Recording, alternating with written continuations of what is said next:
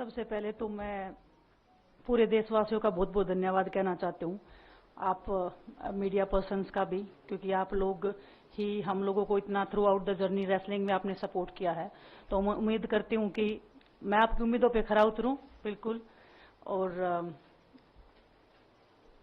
Congress party का मैं बहुत बहुत धन्यवाद करती हूँ, क्योंकि जब बोलते हैं ना कि बुरे टाइम में पता लगता है कि अपना कौन है। जब हम रोड पे घसीटे जा रहे थे तो छोड़ के बीजेपी को देश में जितनी भी पार्टियां हैं वो हमारे साथ में थी, हमारे दर्द को समझ पा रही थी, हमारे आंसुओं को समझ पा रही थी। मैं बहुत प्राउड फील कर रही हूँ कि मैं एक ऐसी पार्टी में, एक ऐसी विचारधारा में हूँ जो महिलाओं के साथ हो रहा अन्याय और उनके साथ बुरे बर्ताव के खिलाफ खड़ी है। वो लड़ाई लड़ने के तैयार है, सड़क से लेकर संसद तक। और मैं विश्वास दिलाती हूँ पूरे देशवासियों को कि जो मेहनत, जो लगन से हमने रेसलिंग में काम किया है, हम चाहते हैं कि देश के हर एक नागरिक को जो दर्द, जो तकलीफ हमने झेली है, खासकर महिलाओं के लिए, हर एक उस महिला के साथ में हम खड़े हैं जो अपने आप को लाचार, अपने आप को बेबस समझती है। रेसलिंग में मैंने पूरा कोशिश किया कि मैं जितनी भी महिलाओं को, छोटी बच्चियों को इंस्पायर कर सकती हूँ। मैं चाहती तो मैं जंतर मंतर पे रेसलिंग छोड़ सकती थी, और सभी लोग भी मान रहे थे, पूरा देश इस चीज को विश्वास कर रहा था, क्योंकि बीजेपी आईटी सेल ने उस चीज को साबित करने की कोशिश की थी कि हम चले हुए कारतूस हैं, हम खत्म हो गए हैं, हम पॉलिटिक्स कर रहे हैं। उन्होंने बोला मैं नेशनल नहीं खेलना चाहती, मैंने नेशनल चैंपियनशिप खेला। उन्होंने बोला ये ट्रायल्स दे के नहीं जाना चाहते, मैंने ट्रायल्स भी दिया। उन्होंने बोला कि ओलंपिक्स लेवल तक नहीं जाना चाहते, मैं ओलंपिक्स में गई, मैं फाइनल्स में गई। अनफॉर्चुनेटली परमात्मा को कोई और चीज मंजूर होगी।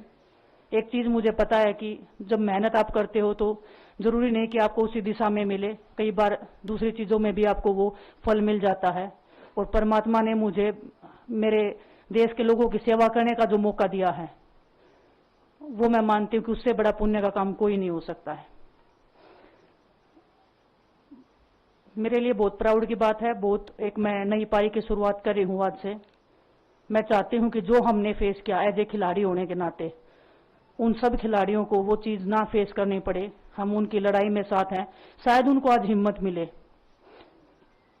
कि जो पार्टियां पावर में रहती हैं शायद वो साथ में नहीं खड़ी हो, लेकिन उनके बहन भाई हैं जो उनके साथ में खड़े हैं। और हमें पता है स्पोर्ट्स में कितना गलत होता आया है, नहीं बोल पाते हैं खिलाड़ी। आप हमसे देख लो, बजरंग के ऊपर डोप का बैन लगा दिया 4 साल का, सिर्फ किसी लिए कि सिर्फ उन्होंने आवाज उठाई थी हमारे साथ बैठ के। तो उसका भुगतान हम कर रहे हैं, आज तक कर रहे हैं, लेकिन हम डरेंगे नहीं, पीछे नहीं हटेंगे। जो लड़ाई थी वो जारी है, खत्म नहीं हुई है।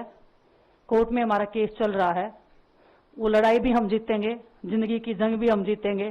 खेल में जैसे हमने कभी हार नहीं मानी है, तो हम इस नए प्लेटफॉर्म पे जो आ रहे हैं, देश की सेवा का भाव, और सिर्फ बोलने तक सीमित नहीं रहेगा। ये हम दिल से हमने खेल किया है और दिल से हम ये काम करेंगे, जी जान से मेहनत करेंगे, अपने लोगों के बीच में रहेंगे। जो भी हम अपने लोगों का भला कर सकते हैं, चाहे कितना ही % हमारे हाथ में होगा, वो हम करने की कोशिश करेंगे।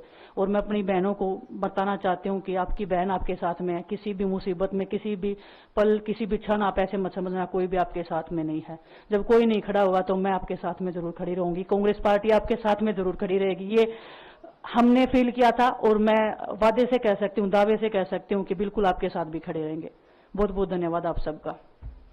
धन्यवाद दिनेश जी। मैं बजरंग पुनिया